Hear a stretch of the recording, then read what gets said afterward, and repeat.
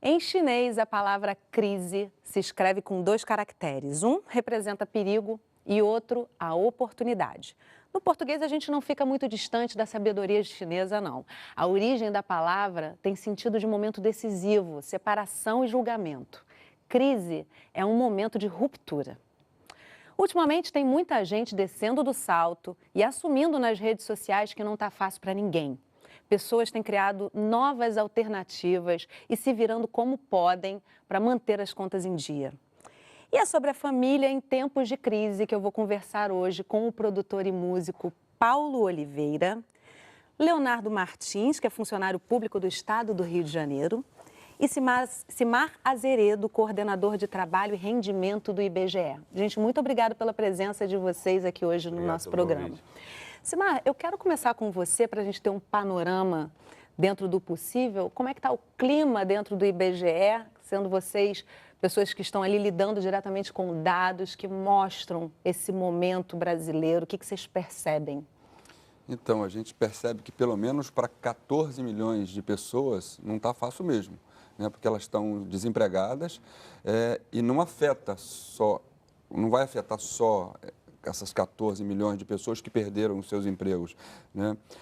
Afeta a família dessas pessoas, né? Você tem uma população desocupada que reduz em X e você vai ter uma população desocupada, desempregada, que aumenta em 3, 4x.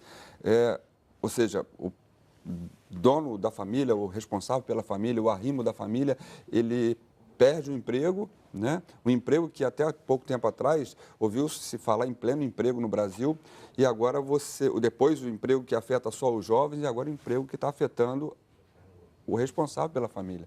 E aí Quando você fala o responsável pela família, me traz uma ideia também da autoestima familiar aí, né? Sim, sim. Eu quero voltar já para você, Simar, só para a gente poder trazer os nossos convidados todos para essa conversa. Paulo, você está desempregado formalmente pela primeira vez, né, desde fevereiro. É verdade. Como é que é essa sensação e o que mudou na sua vida familiar por conta disso? Assim, de início é esquisito porque eu passei 22 anos com aquela rotina de ter carteira assinada, 13º, férias, abono, e não tem mais nada disso.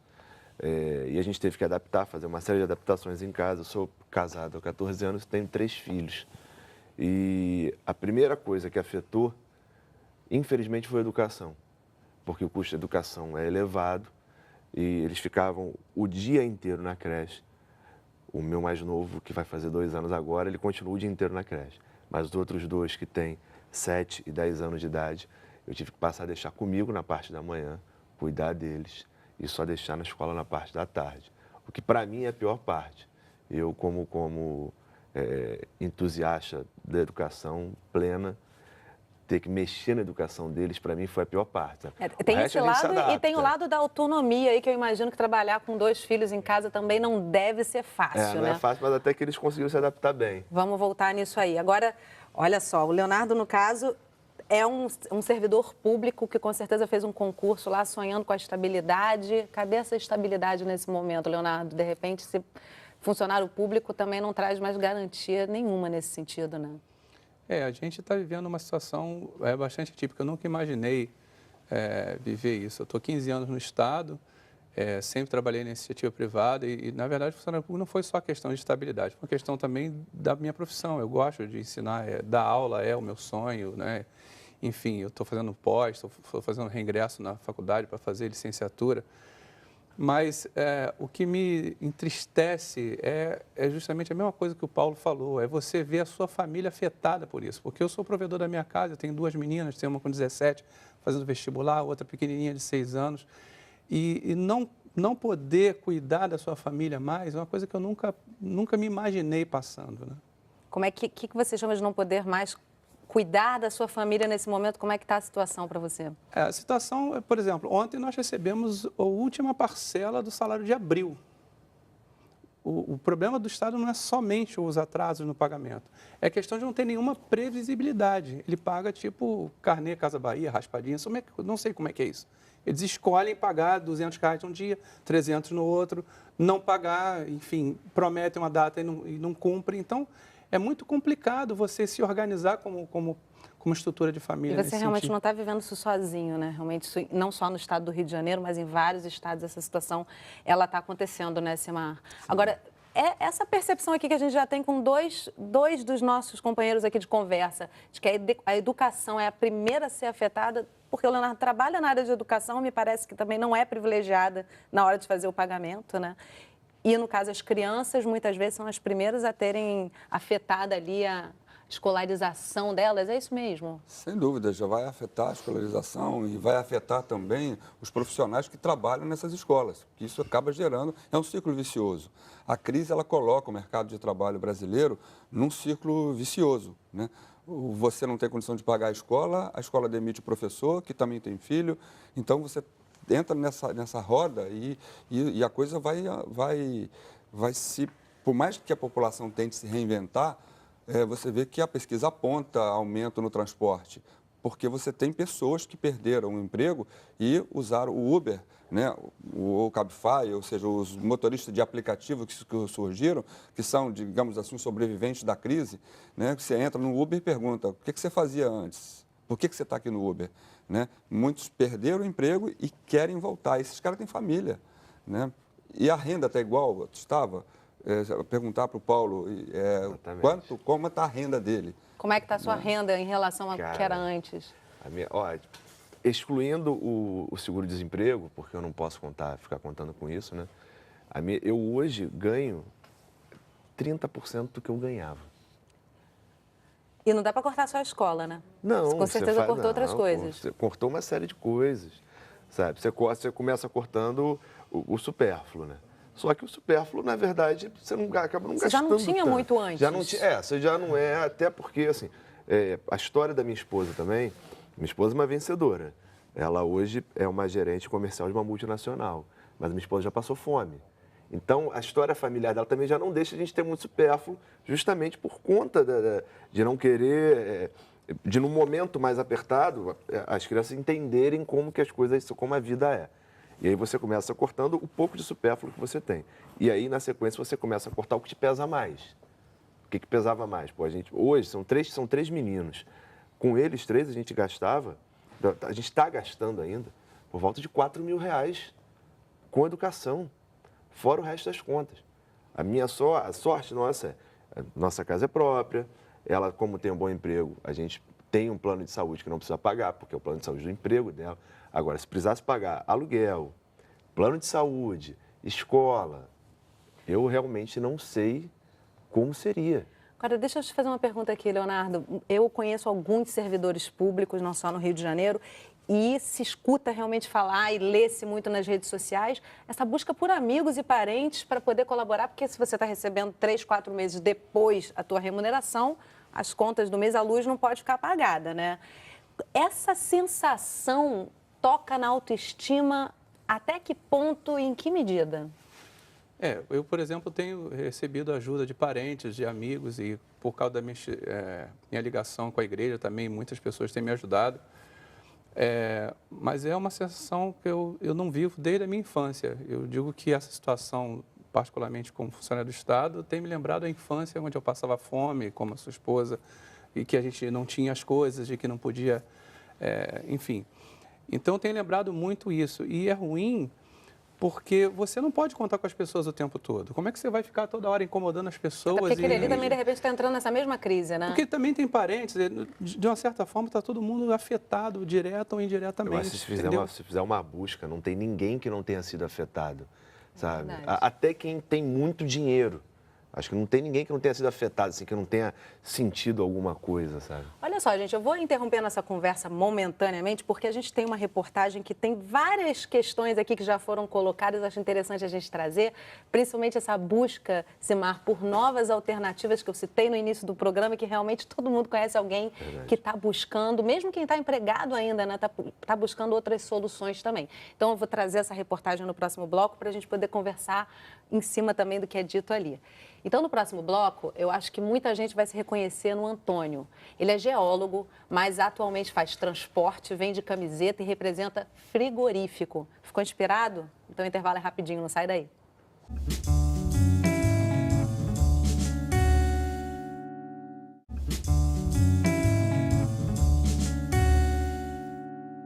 Estamos de volta conversando sobre família em momentos de crise. Agora você vai ver como o Antônio e a família dele estão driblando essa crise.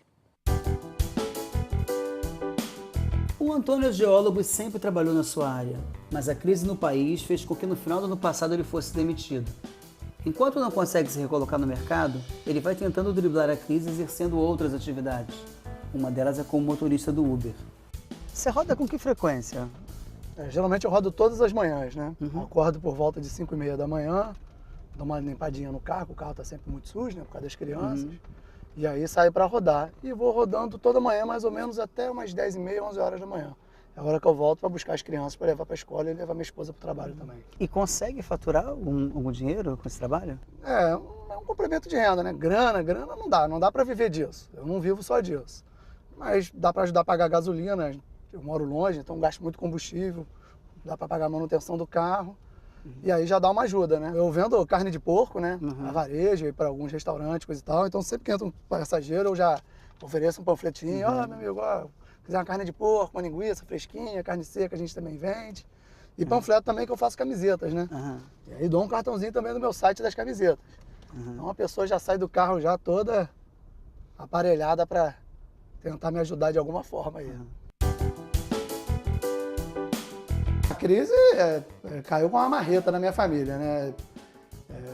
Eu tinha um salário bom e hoje eu vivo basicamente fazendo Uber, então, algumas outras atividades que eu tenho. Quem segura as contas da casa é minha esposa, né? E, bom, a minha renda ainda era maior que a dela, então a gente teve uma queda muito grande, né, de padrão de vida. No momento, o único salário fixo que tem é o meu. E não é um salário alto, até porque eu tenho eles pequenos, eu tenho que me desdobrar, né? Porque eu fico com eles, que a gente não tem mais babá, não tem mais nada disso. Eu me desdobro para me dividir entre o trabalho e eles. E, né, tá bem complicado, porque a gente consegue pagar as contas, mas assim, a gente fica bem restrito. A gente não vai mais a restaurantes, a gente não vai mais viajar, a gente viajava muito, a gente não viaja mais.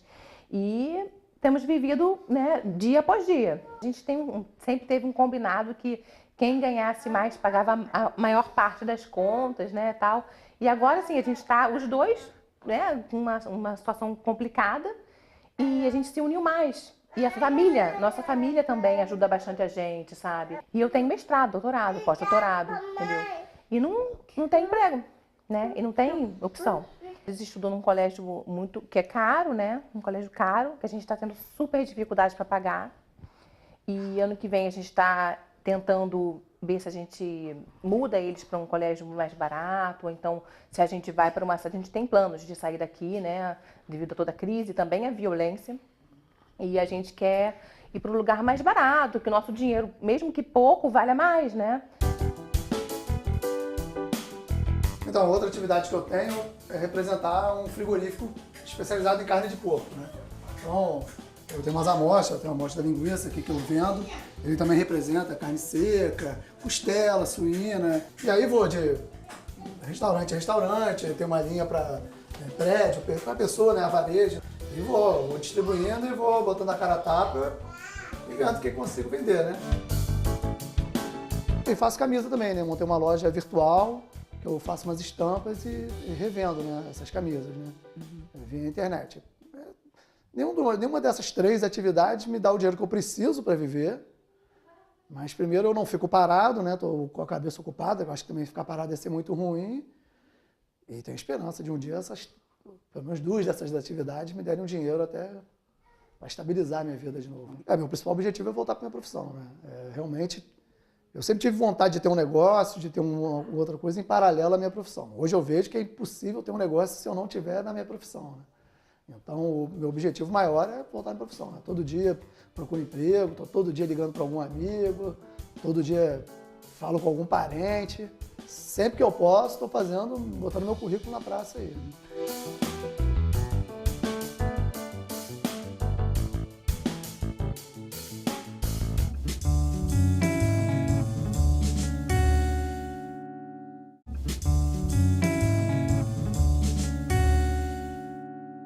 Estamos de volta conversando sobre família em tempos de crise.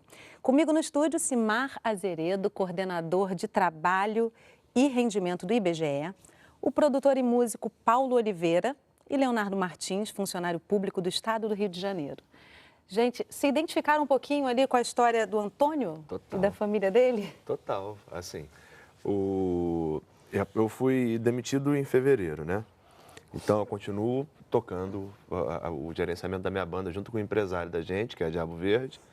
Eu virei produtor do Matanza, que é outra banda de rock aqui do Rio de Janeiro, e continuo fazendo assessoria de imprensa, que era algo que eu já fazia já de muito tempo, e resolvi estudar para ter uma outra profissão, porque era algo que eu já queria há muito tempo, estava sempre enrolando, porque você sabe disso, que você trabalha com comunicação também. Os projetos vão colando um no outro, e aí eu nunca saía de rádio. E como não é urgente, Exatamente. né? Você vai deixando para frente. Aí, em fevereiro, como a rádio terminou e mandou todo mundo embora, eu falei, não, chegou a hora de eu fazer meu curso de barbeiro, que eu sempre quis. E aí comecei a fazer, ainda estou fazendo. E com os filhos ali no meio, brincando, Sim, né? sim, no meio sim. das pernas e do Exatamente. trabalho e de tudo, né? E, assim, acaba sendo outra adaptação também, que acaba sendo curiosa, é a seguinte. Eu estou fazendo o curso, já está bem avançado. Então, assim, uma outra conta que eu consegui tirar do meu orçamento é cortar o cabelo das crianças, porque aí eu mesmo faço. Muito bom, né? Agora, gente, viver um dia depois do outro. Pergunto a vocês, qual é o sentimento que predomina? Medo, raiva? Como é que fica? Indignação. Eu diria que é indignação, porque a gente tem uma história, né, uma história de vida, uma história com a família, e a família ressente muito, as nossas relações ficam difíceis, não sei se o Paulo vive isso, mas as nossas relações em família ficam difíceis. E a gente não vê saída, né? Eu estou buscando os instrumentos legais, a Defensoria, Ministério Público, mas tudo para no Supremo, tudo fica em suspenso no Supremo, a dignidade vai lá para baixo, a gente vê que, de fato, há uma seletividade no judiciário. Eu responsabilizo, sobretudo, o judiciário nesse instante, porque eu tenho colegas, por exemplo, uma colega de saúde frágil, uma senhora, que foi encontrada morta no apartamento dela porque não tinha o que comer. Estava esperando os dias da aposentadoria. Então, é muito mais grave, não quero ser dramático, mas é muito mais grave, as pessoas não têm remédio. Se você for na defensoria e fizer essa reportagem, você vai ver o que a defensora vai falar. Então, eles fazem tudo o que tem que fazer, os defensores, mas chega numa instância. Segunda-feira, um grupo de profissionais entrou com um pedido de danos morais e o juiz disse que é um mero aborrecimento não receber o salário. Então, a indignação é muito grande, é desumano, né? A desumanização da pessoa, eu acho. Agora, Simar, eu acho interessante a gente trazer que a gente viveu um momento de euforia muito pouco tempo atrás, né? Como se a gente estivesse num momento de autoestima e de muita especulação imobiliária, grandes eventos acontecendo, os valores subindo muito e, de repente, uma crise política e financeira atinge em cheio direto as pequenas histórias, né, Leonardo? Porque acho que é isso que traumatiza, essa pequena história entrando na casa das pessoas, né? Isso também tem um impacto, no geral, na população, no emocional, essa onda tão dispersa, né? Sem dúvida. Você vê que no caso do Paulo, do personagem, né, apesar das pessoas estarem dando jeito, se virando, né, ainda bem que estão conseguindo, Sim. Não conseguem recompor a renda, mas pelo menos conseguem, como ele falou aqui, bem dito, pelo menos eu estou fazendo alguma coisa, né? Mas por trás disso, de todos esses motoristas que estão no aplicativo, né, do caso do Leonardo também, a expectativa maior dessas pessoas é recompor a estabilidade. E é complicado, o IBGE fez em 2013 uma pesquisa nacional de saúde e lá a gente levantou a depressão. E a gente conversava aqui, né, que em 2018 a IBGE vai refazer essa pesquisa, né, e vai, de novo, retratar esse grau de...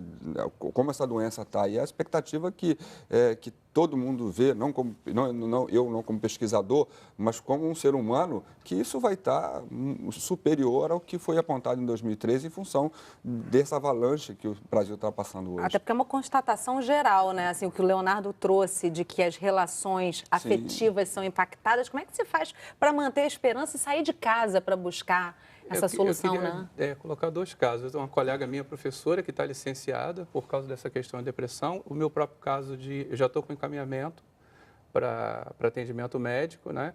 E de um colega nosso que é uma coisa muito, muito louca, porque ele tem que pagar pensão para os filhos.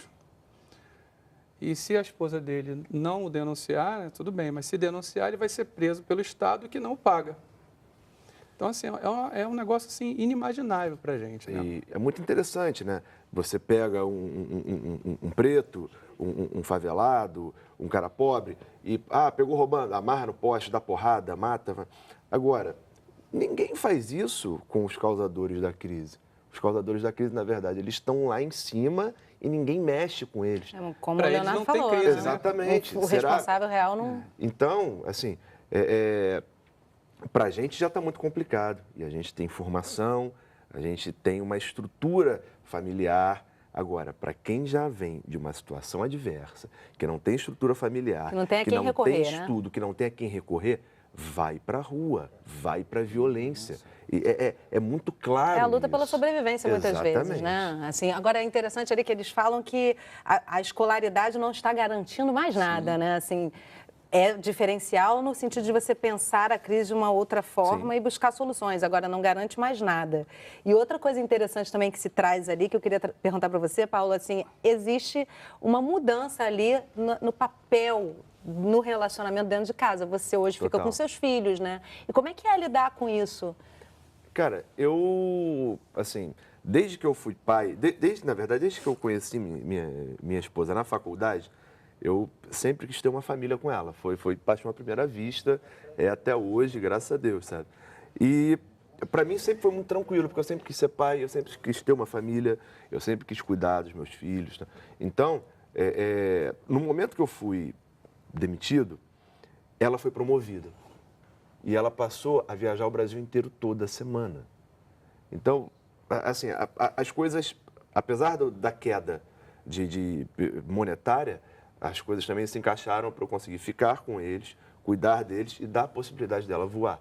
Isso já tinha acontecido uma vez quando ela fez pós-graduação. Vocês se equilibraram, e agora, né? Exatamente. Nesse momento. Agora, a nossa relação sempre foi muito transparente, muito tranquila. Então, nunca teve problema de assim, quando eu ganhava mais, eu pagava a maioria das coisas. Hoje, ela ganha mais, então ela paga a maioria das coisas. Se você me perguntar se eu me sinto bem com isso, não. Eu gostaria de chegar junto e dividir tudo, 50-50. Mas faz sabe? parte do casamento, Só que, né? Exatamente, faz parte, é só um momento. E, assim, eu estou batalhando, eu estou estudando, me preparando justamente para ter uma outra profissão. E ter uma profissão, principalmente, eu precisava de uma profissão que me deixasse ser independente.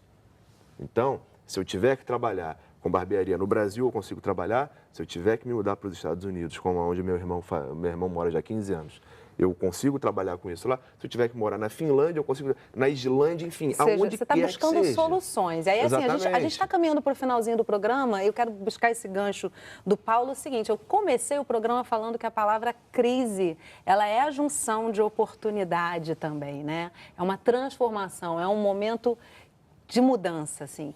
O que vocês estão tirando, apesar desse momento extremamente negativo na vida de vocês, o que vocês estão tirando dele?